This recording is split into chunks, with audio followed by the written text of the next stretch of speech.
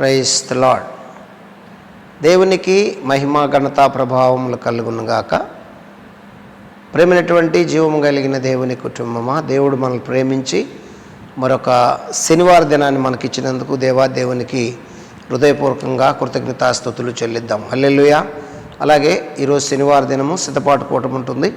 దయచేసి 7 గంటలకే ప్రారంభమవుతుంది కాబట్టి 10 నిమిషాలు 7కు మందిరంలోకి వచ్చినా పర్వాలేదు, లేదంటే 7కు కరెక్ట్గా రాగలిగితే మంచిది.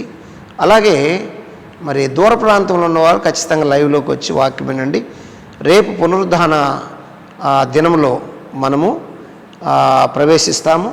పునరుద్ధాన దినానికి ప్రవేశించడానికి ఈరోజు సిద్ధపాటు కూటంలో మనము వాక్యం విని ప్రార్థన చేసుకొని సిద్ధపడాలి. ఈ విషయము గమనించండి. ఖచ్చితంగా సాయంత్రం 7 గంటల కల్లా ప్రారంభమవుతుంది లైవ్. రండి ప్రియాదైవ జన్మ. ఈ దినం కొరకు సిద్ధపరచబడినటువంటి దేవుని వాక్యాన్ని చదువుకొని దైవ ధ్యానం చేద్దాం. నెహెమ్యా గ్రంథము 2వ అధ్యాయము 4వ వచనము.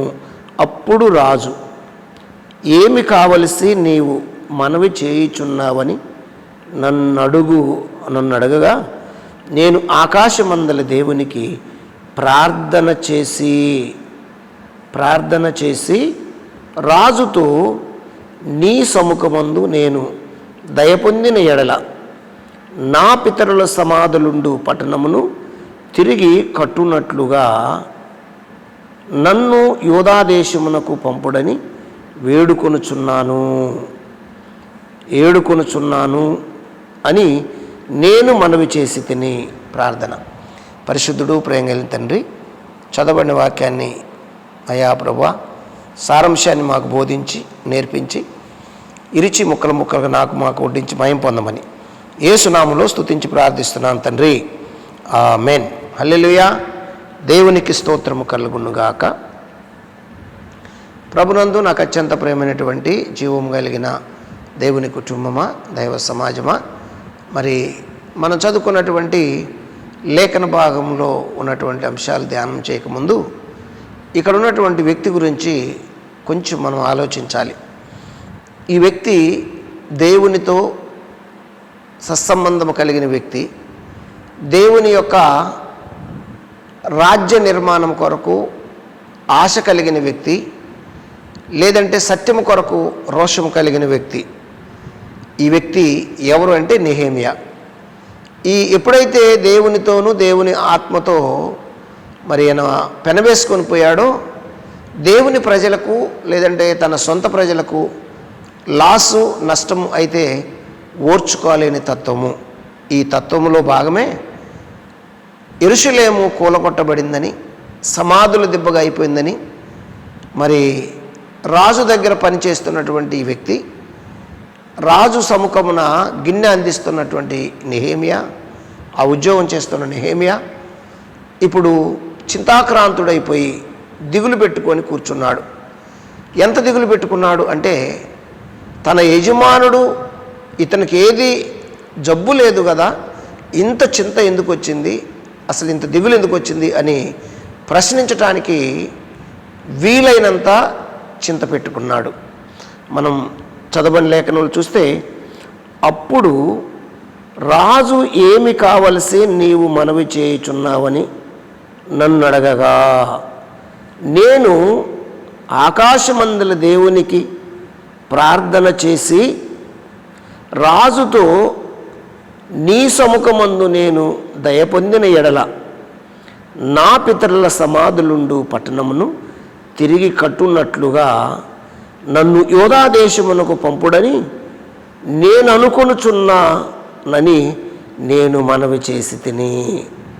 చూసారా, నా పితరులుండే పట్టణంలో యోధాదేశము, మా పట్టణము సమాధుల దిబ్బగా మారిపోయింది, దాన్ని తిరిగి కట్టాలని ఆశపడుతున్నాను అని దేవుని అందలి ప్రార్థన చేసుకొని, ఈ ప్రార్థన పరుడు రాజుతో చెబుతున్నటువంటి మాట. రాజు ఏమి గ్రహించాడో చూద్దాము.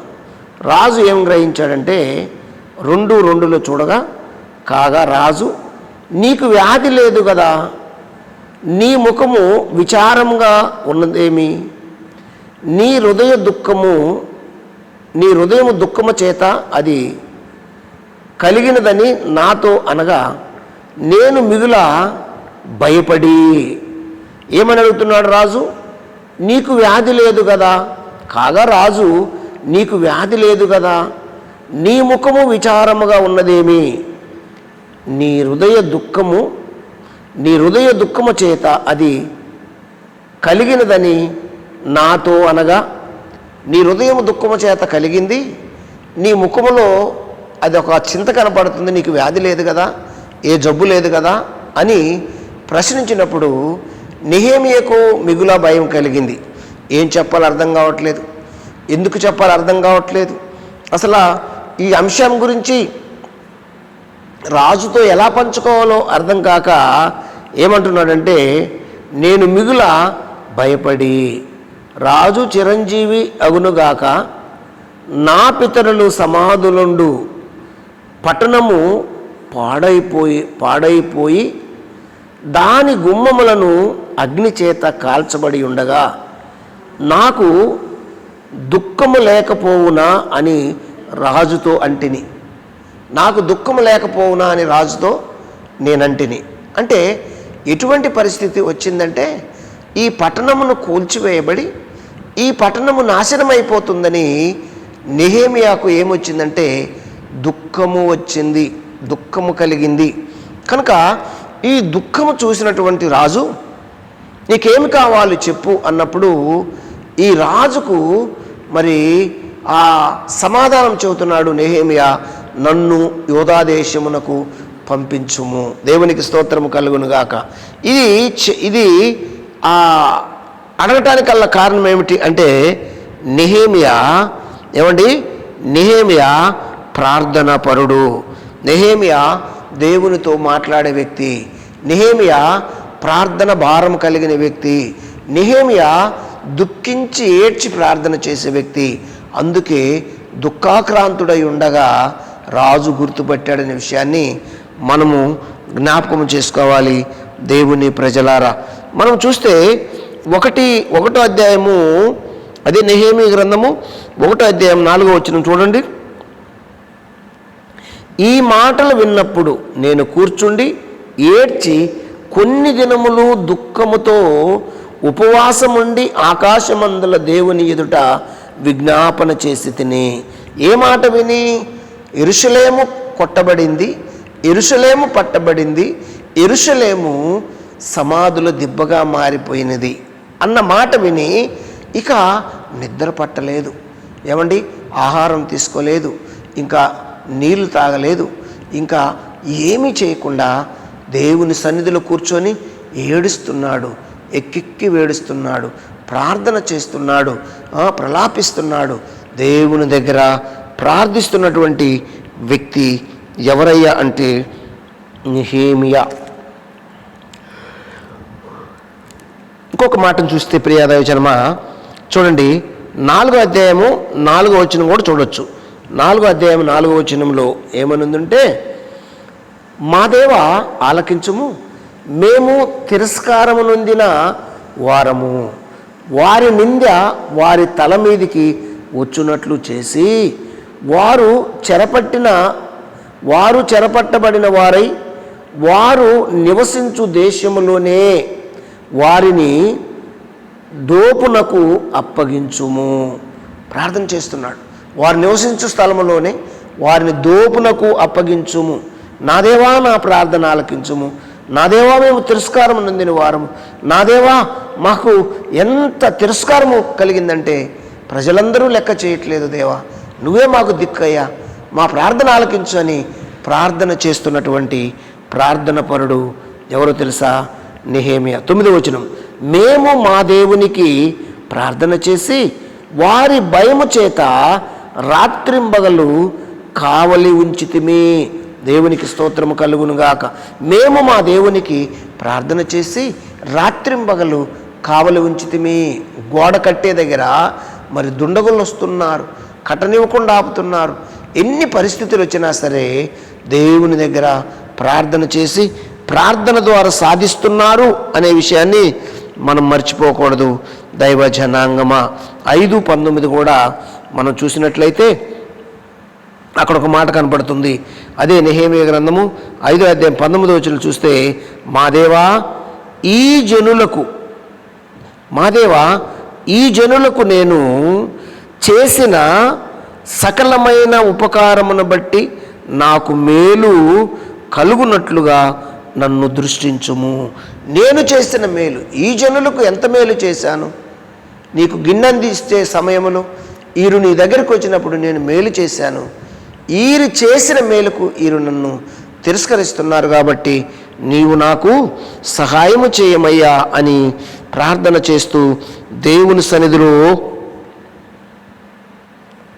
మొర్ర పెడుతున్నటువంటి విషయము. ప్రేమైన దేవుని బిడ్డలారా, 6వ అధ్యాయంలో కూడా ఒక మాట చూస్తే, 6వ అధ్యాయం 9వ వచనంలో కూడా అక్కడ మనకు కనిపిస్తుంటే, 9వ వచనంలో ఏమని కనిపిస్తుంటే, నేను ఇటువంటి కార్యములను మేమెంత మాత్రము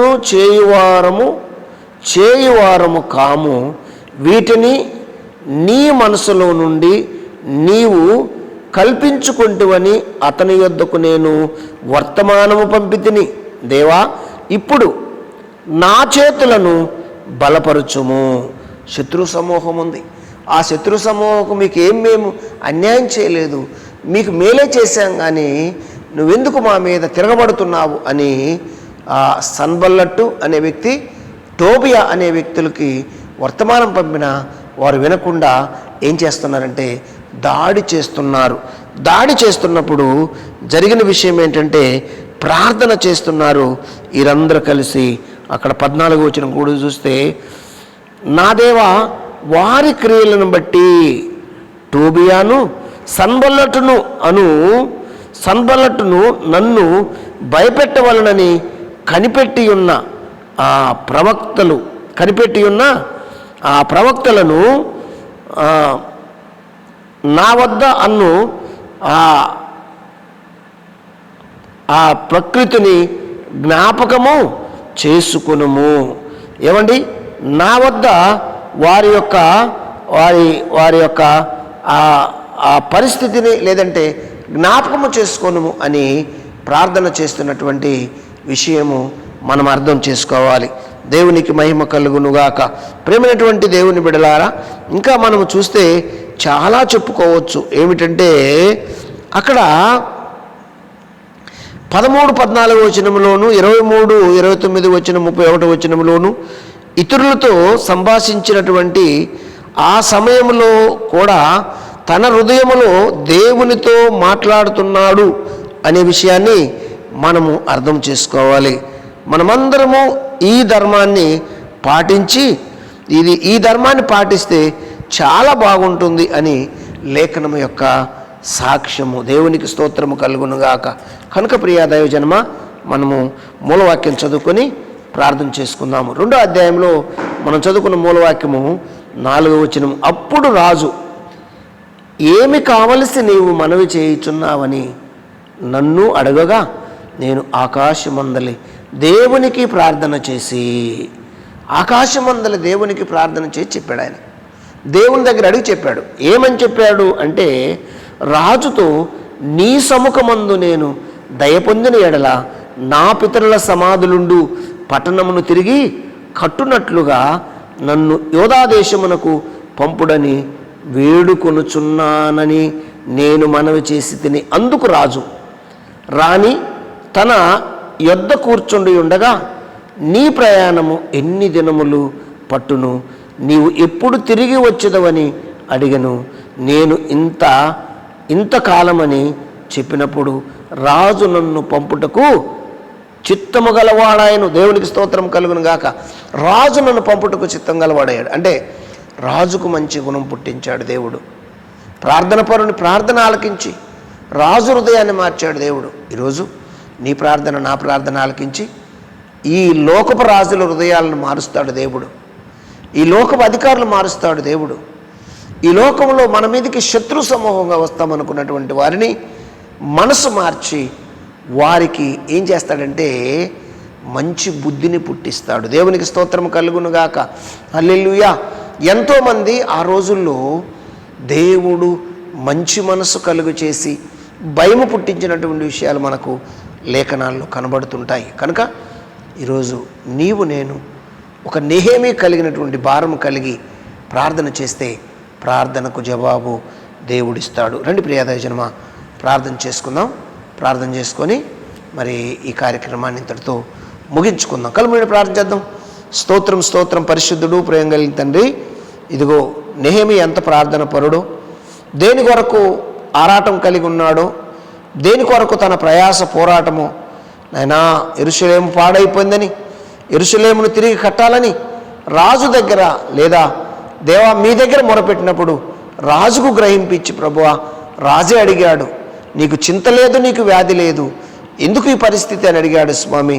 అవును నాయనా, నెహెమీకు వ్యాధి లేదు, కానీ పట్టణం పాడైపోయిందనే దుఃఖము తన హృదయంలో ఉన్నప్పుడు ఆ దుఃఖము రాజుకు కనిపింపచేసి రాజు మనసు మార్చి ఆ పట్టణం కట్టడానికి నెహెమీయ ప్రార్థన ఆలకించి అయ్యా గొప్ప కార్యాలు చేసిందేవా. ఈరోజు ఇదిగో ఈ వాక్యం వింటున్న నెహెమీయులతో మాట్లాడి ప్రభువా వారి ప్రార్థన ఆలకించి గొప్ప కార్యాలు జరిగించమని ప్రార్థిస్తూ దిన దీవెన దిన రక్షణ దయచేయమని ప్రార్థిస్తూ మహిమ పొందమని యేసు నామములో స్తుతించి ప్రార్థిస్తున్నాను తండ్రి. ఆమేన్. God bless you. దేవుడు మిమ్మల్ని దీవించును గాక. ఆమేన్.